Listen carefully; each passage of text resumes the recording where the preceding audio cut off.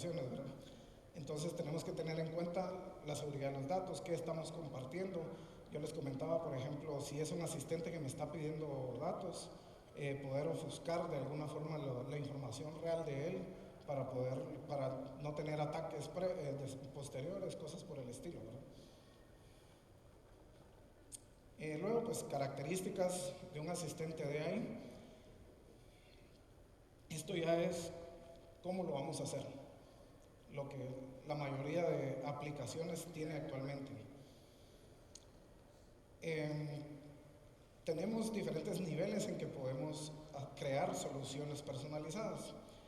La más básica, o la que yo comento como la más básica, tal vez puede haber otras, es el uso de modelos de AI comerciales. ¿A qué me refiero a eso? Pues yo tomo ChatGPT, su modelo, le pido con Prompt Engineer lo que yo quiero, le pido una estructura de datos de salida y lo pongo a disposición y ya estamos, ¿verdad? Eso es usar un modelo comercial. Lo puedo hacer con GPT, lo puedo hacer con Llama, lo puedo hacer con Gemini, etcétera, ¿verdad?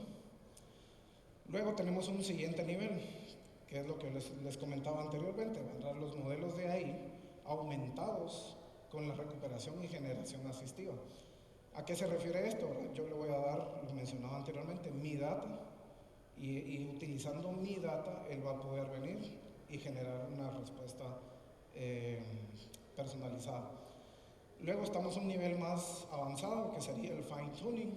¿A qué me refiero con esto? Yo puedo agarrar un modelo comercial, puede ser con ChatGPT, modelos open source, etc.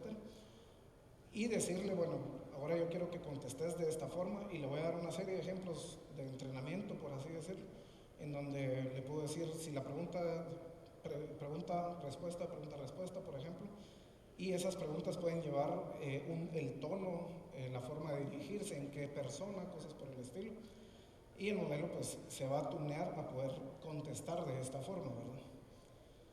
Para esto necesitamos primero tener datos. Por eso mencionaba anteriormente lo de la memoria, ¿verdad? Todos estos datos van a salir de la memoria que hemos creado o de otras técnicas también, ¿verdad? Y luego pues el punto más avanzado, que sería entrenar un modelo personalizado, ¿verdad? ¿Esto qué puede ser? Tomar un modelo open source, si contamos con una cantidad gigante de datos etiquetados, muy importante, y entrenarlo, ¿verdad? Y luego de entrenarlo, nuevamente tenemos que pasar por un proceso de fine tuning. ¿Por qué este es el nivel más alto? Uno, porque necesitamos una cantidad de datos considerable, ¿verdad? Dos, esos datos tienen que estar etiquetados. ¿A qué me refiero con etiquetados? Haciendo el ejemplo más básico, si yo tengo 1000 fotos, voy a decir, estas 50 es un gato, estas otras 50 es un perro, estas es no sé qué. Entonces el modelo pues en el entrenamiento va a ir aprendiendo, bueno, este patrón representa un gato, este patrón representa un perro, etcétera, ¿verdad? Y necesitamos tener datos para entrenamiento, datos para test, y etcétera, ¿verdad? Entonces me voy a enfocar un poco en el nivel intermedio, ¿por qué en este nivel es el que nos presenta, el que nos da una cobertura más amplia con un esfuerzo no tan grande, por así decirlo?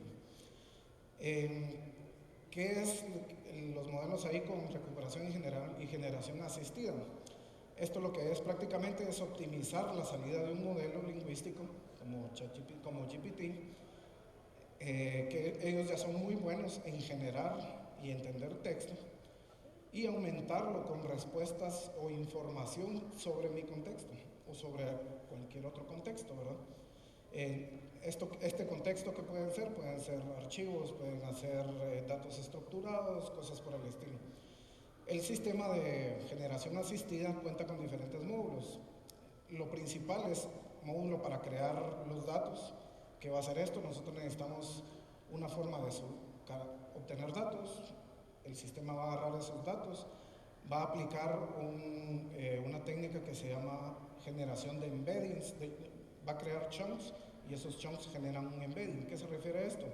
Vamos a realizar un vector de esos datos. Ese vector describe los datos y va a tener metadata sobre esa información. ¿Qué metadata? Este vector habla de esto, estaba en este archivo, se subió este día, cosas por el estilo, ¿verdad?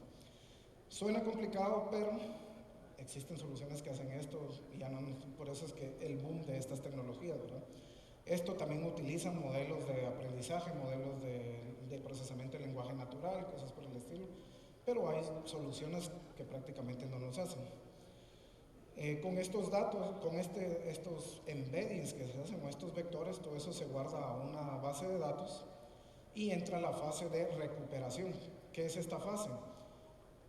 Con lo que yo ya tengo ahí almacenado, si yo le pido dato X de Y, él va a agarrar ese texto, va a hacer un vector de ese texto y va a decir, este texto, ¿cuál es de todo lo que yo tengo guardado, cuál es el que más se parece? Entonces él va a decir, bueno, se parece y eso se lo va a regresar. Por eso se llama recuperación, porque él va y recupera los elementos que cree que concuerdan con la búsqueda que estoy realizando. Luego, ¿para qué nos sirve esto? Que aquí es donde ha estado el boom actualmente, ¿verdad? Esto nos sirve para aumentar, por eso se llama generación aumentada o generación asistida, porque esto va a aumentar al modelo actual. Yo le voy a dar todos mis datos, todo lo que coincidió, que me puede explicar, por ejemplo, cómo la descripción de un producto, qué características tiene, cosas por el estilo. Y el modelo de lenguaje lo que va a hacer es que va a generar una respuesta a base de todo esto, de la forma, tono, dirigirse a la persona en la forma que nosotros le pedimos. Y luego, pues por último, está la actualización de esos datos. Ahora media vez mi información cambia, los datos se deben de poder actualizar. ¿Cómo sería el flujo básico? Pues lo podemos saber un poco aquí. Esto ya sería una aplicación completa en donde tenemos el query del usuario, lo que el usuario nos está pidiendo. Entra a nuestra aplicación, la aplicación va a enviar ese query, va a crear este vector que yo les comentaba, hace la consulta de información relevante, va a ir a buscar a mi base de datos, bueno, hay información que concuerde con esto. Si hay información, regresa, se la da al modelo, el modelo va a generar su respuesta personalizada y se la regresa al usuario. Es un modelo que se ve bastante sencillo. Antes esto costaba un montón hacerlo, ahora es prácticamente fácil, ¿verdad? Incluso hay soluciones de clic, clic, clic. Entonces eso es prácticamente lo que pasa. Un ejemplo que les puedo dar muy bueno de esto para que vean el potencial que esto tiene. Tal vez alguno ya ha utilizado la aplicación de Notebook LM de Google, no sé, ¿la conocen? Bueno, es una aplicación que ha estado de moda.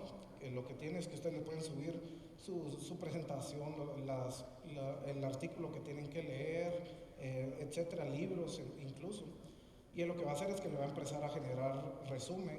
Ustedes le pueden preguntar, mira, que si habla de las Olimpiadas, cuándo fueron las últimas Olimpiadas, y le contesta. Y su mayor boom que tiene ahora es que con toda esa información él puede generar un podcast. Entonces, ¿cómo funciona atrás de esa aplicación? Que realmente es una genialidad la aplicación, tiene atrás esto, ¿verdad? Genera toda su base de datos, lo que ustedes le piden lo puede contestar, utilizan los modelos para generar resúmenes, para generar cosas, utiliza la generación, la AI generativa para generar los audios, para generar imágenes, cosas por el estilo. En final de cuentas es esto, ¿verdad? Obviamente en una arquitectura muy grande, ¿verdad? Para que aguante toda la carga de los usuarios. Luego un poco de fine tuning, pues ya se los había especificado, es el proceso de simplemente decirle al modelo los ejemplos de cómo yo quiero que trabaje, entrenar un modelo, que esto sí implica tener una gran cantidad de datos y entrenar mi modelo según a lo que yo quiero. Y luego pues un poco de alternativas para soluciones personalizadas. Entonces, ¿qué pueden utilizar? Existen para asistentes, está OpenAI Assistant, está Google AI Studio, está Copilot Studio, que justo fue la plática anterior, está Microsoft AI Studio, bastantes completas todas. Para chatbots está Chatbase, está Expedia, está VoiceFlow. Para automatizaciones está Make, está N8N. Y todas estas a diferentes niveles lo que manejan es el modelo que vimos anteriormente, la mayoría. Bueno, ahora, ¿cómo creamos un asistente personalizado? El ejemplo yo voy a utilizar, pues como ven, el mundo es bastante grande. bastante grande. Yo aquí, por ejemplo, les puse una de las más conocidas o de las que yo he utilizado.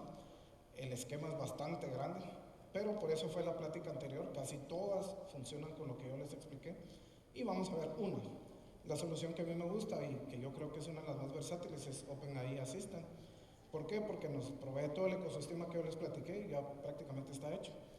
Y lo puedo integrar a diferentes tecnologías y no me quedo casado con una arquitectura y con una tecnología, ¿verdad? Más que OpenAI, ¿verdad? Entonces, ¿cuál es la descripción general? Los asistentes